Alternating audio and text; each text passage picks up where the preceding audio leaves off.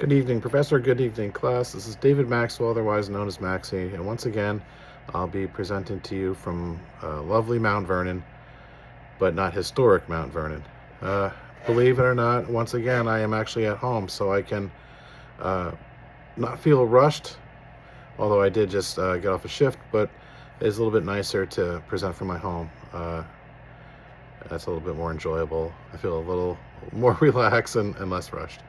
What I've learned for the research throughout this last so many weeks was that the importance of the primary source documents for my particular topic, which is the social media of the day, the pamphlets, the writing, the publishing of colonial America.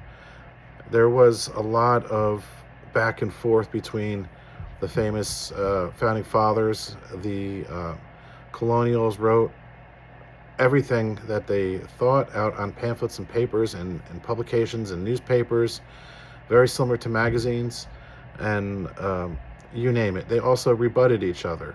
So the internet wasn't around, but the social media of the time was the pamphlet, the printing press, and it was used effectively. I talked earlier this last term about George Whitefield, how he publicized his speaking engagements, how he would talk about his trips across the Atlantic, all the things that he did. And as he became a friend of Ben Franklin, he was able to print even more.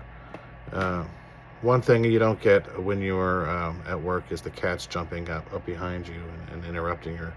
So apologies for that. Hopefully I won't have to my daughters do that as well. But acquiring the primary source documents isn't really the challenge. It's having the time to go through them. So most of the primary source documents that I went through were in journal articles, which I pulled from our database at Liberty. I ordered some on Amazon. I went into the bibliography of a lot of books I've read for other classes, and I pulled from there. And some of them were very helpful and some of them were not. Some of the books that I found to be very helpful with the primary source documents and in some of the interpretation to prove how influential pamphlets were in tipping the point of whether we're protesting, we're rebelling, or in outright insurrection toward the British Crown of the United Kingdom of Great Britain. So this book here in particular has a lot of primary source documents. It's early American writing, and without that, I don't think I could have finished my project.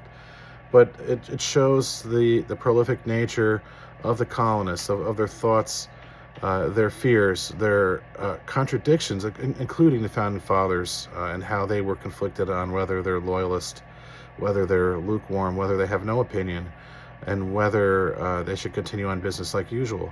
Many were afraid to make that leap from being a British citizen to an insurrectionist and fighting a rebellion against the United Kingdom. There was a couple of tipping points in each one. I read one where George Washington was an English gentleman right up to a certain point.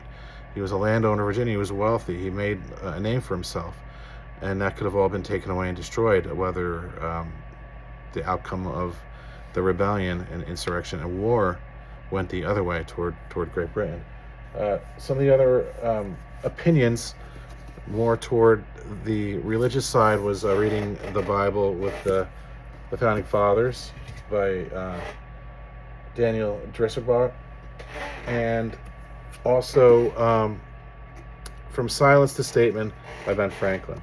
There's a lot of primary source documents, but a couple of the ones I just got in the last couple days, which really helped. I went through Poor Richard's Almanac just to see that the pointed barbs that Ben Franklin used, his witticisms and his publication that he put out all the time, that was very helpful as well. Also his autobiography, which I have over here. This book here, Colonial America, A History and Documents, was absolutely essential. And I learned just how many disputes were settled through writing. Sometimes some of the colonists never even met each other, and they would influence each other. They would talk about each other. It was gossip through print, which was really interesting to me. I had no idea this was such a prolific and social media of its day, that this is how public insults were traded, or public information or opinions were expressed through this printed material, and so much of it. Debating issues in colonial newspapers was another great one, which is where I learned how the colonists debated each other quite often in public eye, in the press. It was really fascinating, which I'll get to in a moment. And just a couple other books I wanted to point out. This one is Rumor of Revolution, Song, Sentiment, and Sedition in Colonial Louisiana by Jennifer Sin. Was great, although it was more focused and regional. It showed and demonstrated the types of rumors, the type of barbs, the type of opinions that influenced the local population, which is the thesis of my paper, is that there was a tipping point to push colonists toward rebellion, vice just protest. And that means a separate country, a separate state, a separate nation, divided, split from the United Kingdom of Great Britain. And this was a book, Major Problems in American Colonial History, edited by Cooperman. I had for another class. And it was toward the very end where there was letters that are discussed about everyday issues, but also the colonists' feelings toward particular points, the politics of the time period. I found it exciting. I found it challenging to explore all these and narrow in on the documents that would show where the tipping point was for many of the founding fathers, for the patriots, and even the average citizen. So, but they are there. They wrote prolifically in the time period, and it's all available for us to read.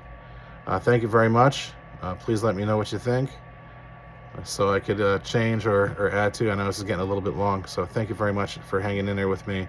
Good night and God bless.